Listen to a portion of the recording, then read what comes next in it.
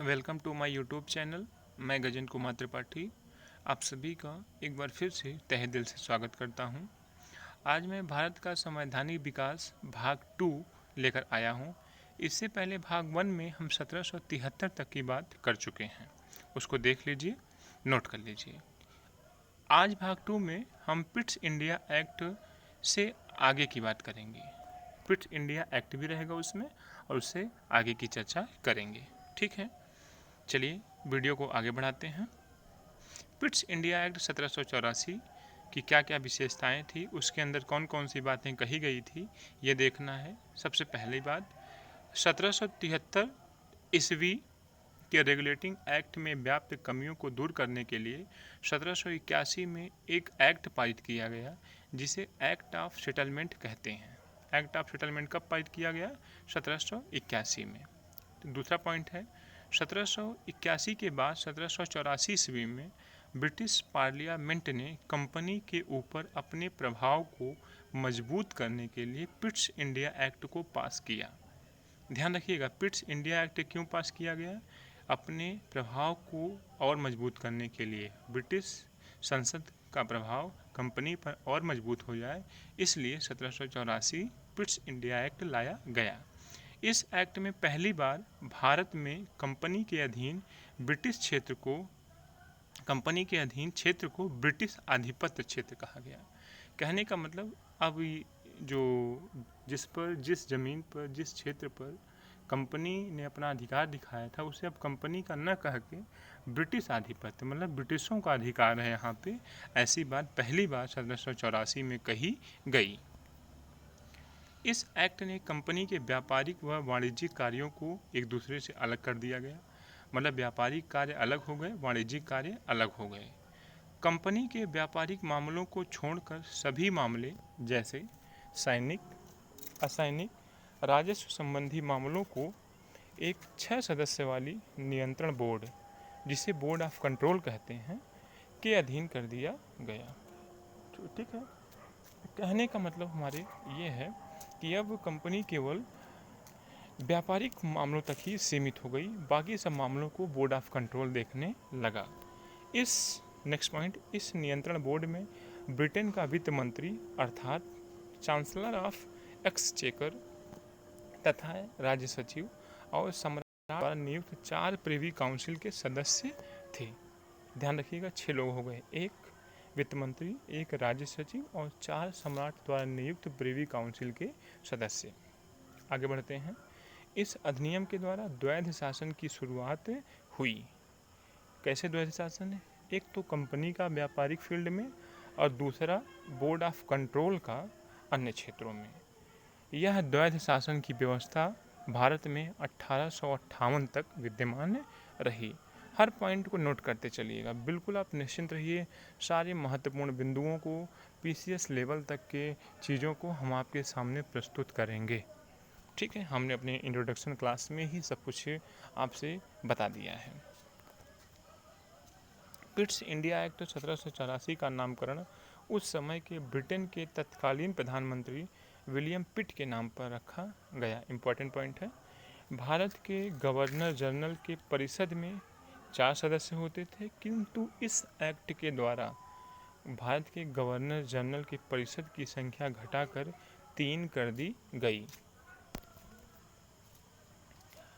अब हम बात करते हैं चार्टर एक्ट 1793 की। इस एक्ट का मुख्य उद्देश्य कंपनी के प्रशासनिक कार्यों एवं संगठन में व्यापक रूप से सुधार करना था। मतलब जो कंपनी की संरचना थी, कैसे थी, क्या थी, उसमें सुधार करने के लिए, प्रशासनिक कार्यों में सुधार करने के लिए 1793 में चार्टर एक्ट आया। नेक्स्ट पॉइंट, इस एक्ट के द्वारा गवर्नर जनरल और गवर्नरों को अपनी परिषद के निर्णय बदलने का अधिकार दिया गया। मतलब अब गवर्नर जनरल और गवर्नर जो थे, अन्य गवर्नर, वो अपने परिषद के निर्णय को बदल सकते थे। नेक्स्ट पॉइंट, इस एक्ट के द्वारा बोर्ड ऑफ कंट्रोल के सदस्यों को वेतन भारतीय राजस्व से देने का नियम बनाया गया। मतलब जो 6 सदस्य बोर्ड ऑफ कंट्रोल में भारत आए थे, उनको जो पेमेंट होगी, वो बोर्ड ऑफ कंट्रोल की जो पेमेंट होगी वो भारतीय राजस्व से की जाएगी, ना कि ब्रिटेन से। नेक्स्ट पॉइंट, इस एक्ट के द्वारा सभी कानूनों एवं विनियमों की व्याख्या का अधिकार न्यायालय को दिया गया। अब जितने भी कानून हैं, नियम हैं, सबकी व्याख्या कौन करेगा? न्यायालय करेगा। अब हम बात करते हैं चार्टर एक्ट 1813 की। चार्टर एक्ट 1813 के द्वारा कंपनी के भारतीय व्यापार पर एकाधिकार को समाप्त कर दिया गया। मतलब अभी तक जो केवल ईस्ट इंडिया कंपनी को ही व्यापार करने का अधिकार दिया गया था, वो समाप्त कर दिया गया। किंतु ध्यान रखिएगा, चाय और चीन के साथ व्यापार पर एकाधिकार ईस्ट इंडिया कंपनी का बना रहा। मतलब चाय और चीन के साथ व्यापार केवल कंपनी ही करेगी। ठीक है, ऐसा नियम 1813 में आया। दूसरा पॉइंट है, भारत में पहली बार अंग्रेजों की भारत के संदर्भ में संवैधानिक स्थिति स्पष्ट की गई। मतलब अब संवैधानिक स्थिति स्पष्ट का मतलब अब एक सबूत के तौर पर, लिखित तौर पर अंग्रेज भारत में आने लगे, अब उनका अधिकार दिखने लगा। 1813 में कुछ प्रावधान किए गए थे। सबसे पहला प्रावधान था 1 लाख प्रतिवर्ष रुपये, 1 लाख रुपया प्रतिवर्ष भारतीय विद्वानों को दिया जाएगा। ठीक है, उनके प्रोत्साहन के लिए, साहित्य में सुधार के लिए या साहित्य में पुनरुत्थान के लिए भारतीय विद्वानों को 1 लाख रुपए प्रतिवर्ष दिया जाएगा। आगे बढ़ते हैं। कंपनी को ब्रिटिश संसद द्वारा अगले 20 वर्षों के लिए भारतीय प्रदेशों तथा राजस्व पर नियंत्रण का अधिकार दिया गया।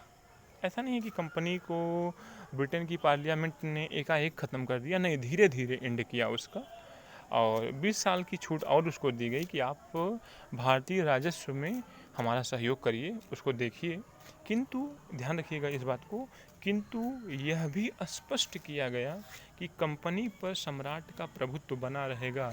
ऐसा नहीं कि हमने कह दिया राजस्व पर आपका अधिकार है तो जो मन होगा आपका निर्णय आप ले लेंगे, नहीं। ध्यान रखिएगा कि सम्राट जो चाहेगा वो आप करेंगे, भले हमने आपको 20 साल की छूट दी है, आपको देख रेख करने के लिए कहा है। नेक्स्ट पॉइंट है, इस एक्ट के द्वारा भारत में ईसाई मिशनरियों को प्रवेश करने व धर्म प्रचार करने की अनुमति दी गई। ईसाई मिशनरी मतलब जो ईसाई धर्म का प्रचार प्रसार करते हैं, उनको भारत में प्रवेश दिया गया और धर्म प्रचार, ईसाई धर्म का प्रचार करने की अनुमति दी गई। किस एक्ट के तहत? 1813 चार्टर एक्ट के तहत। ठीक है, यहाँ से ये वीडियो ख़त्म होता है। अब हम आपसे नेक्स्ट वीडियो में मिलेंगे भारत का संवैधानिक विकास पार्ट 3 में।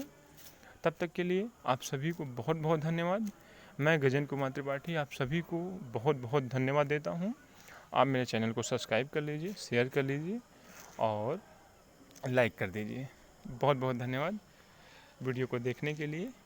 आप सभी को राधे राधे।